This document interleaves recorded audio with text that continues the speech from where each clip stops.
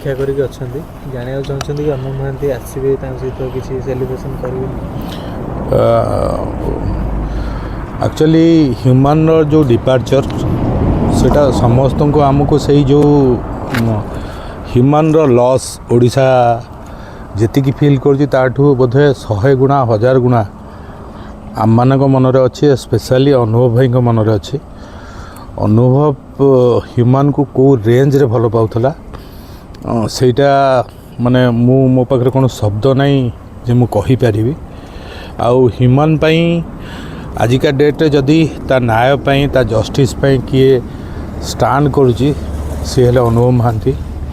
ତାଙ୍କ ମାଆଙ୍କଠୁ ଯତ୍ନଠୁ ଆରମ୍ଭ କରି ଟିଟଲାଗଡ଼ ତାଙ୍କ ଘରକୁ ଭିଜିଟ୍ରୁ ଆରମ୍ଭ କରି ଆଉ ଏବେ ବି ତାଙ୍କ ମାଆ ଯେଉଁ ଆସିଥିଲେ ତାଙ୍କର ସବୁ ଯେତିକି ଆବଶ୍ୟକ ସେତିକି ତାଙ୍କର କେୟାରଠୁ ଆରମ୍ଭ କରି ସେ ଯେଉଁ ସଦମା ଭିତରୁ ସିଏ ନିଜକୁ ରିକଭର୍ କରିପାରିନି, କିନ୍ତୁ ତଥାପି ତାକୁ ବହୁତ ବାଧ୍ୟ କଲାରୁ ଯେହେତୁ ତା ଫ୍ୟାନ୍ ମାନେ ପ୍ରତ୍ୟେକ ବର୍ଷ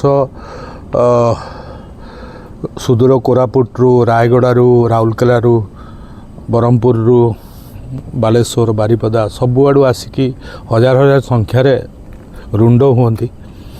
ଆଉ ସେମାନଙ୍କୁ ଦେଖାଦେବା ବି ତା କର୍ତ୍ତବ୍ୟ, କାହିଁକିନା ଭଲ ପାଇବା ବଦଳରେ ସବୁବେଳେ ସେ ଭଲ ପାଇବା ଦେଇ ଆସିଛି। ତାକୁ ଭିତ୍ତି କରି କାଲି ନିଡ଼ାମ୍ବର ଭାବରେ ଗୋଟେ ଘଣ୍ଟା କି କିଛି ତାଠୁ ଅଧିକା ସମୟ ଆମେ ଫିକ୍ସ କରିଛୁ କଟକ ସ୍ଥିତ, କଟକର ଦେଉଳସାହି ସ୍ଥିତ ମୋନାଲିସା ପ୍ୟାଲେସ୍ରେ ଅପରାହ୍ନ 4ଟାରୁ 5ଟା କିମ୍ବା 5:30 ପର୍ଯ୍ୟନ୍ତ ସବୁ ଫ୍ୟାନ୍ମାନଙ୍କୁ ସେଇଠିକି ଡକା ହେଇଛି। ସେଇଠି ଆମେ ବାର୍ଥଡେ ତ ସେଲିବ୍ରେସନ୍ ତ ଦୂର କଥା, କେବଳ ତାଙ୍କ ଫ୍ୟାନ୍ସଙ୍କ ସାଙ୍ଗରେ ଦେଖା ସାକ୍ଷାତ, ତାଙ୍କୁ ନିରାଶ ନ କରିବାର ଗୋଟେ ଉଦ୍ୟମ। ଆଉ ସେମାନେ ଗୋଟେ ଆଶା ସଞ୍ଚାର କରି ଆସିଛନ୍ତି ଏତେ ଦୂରରୁ ଯେ ଭାଇ ସାଙ୍ଗରେ ଦେଖା ହେବ, ଭାଇକି ୱିଶ୍ କରିବୁ, ଭାଇର ଶୁଭକାମନା କରିବୁ, ଭାଇ ସାଙ୍ଗରେ କିଛି ଫଟୋ ନେବୁ, କିଛି ମୁହୂର୍ତ୍ତ ବିତେଇବୁ। ତାକୁ ଭିତ୍ତି କରି ଗୋଟେ ସମୟ ଆମେ କାଢ଼ିଛୁ। ସେଇଟା ଏଣ୍ଟାୟାରଲି କୌଣସି ପ୍ରକାର ନିଡ଼ାମ୍ବରପୂର୍ଣ୍ଣ ହେବ।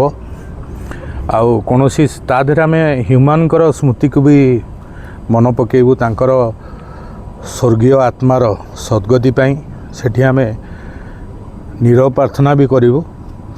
ଆଉ ଏଇଟା ଅନୁଭବ ଭାଇଙ୍କର ଇଚ୍ଛା।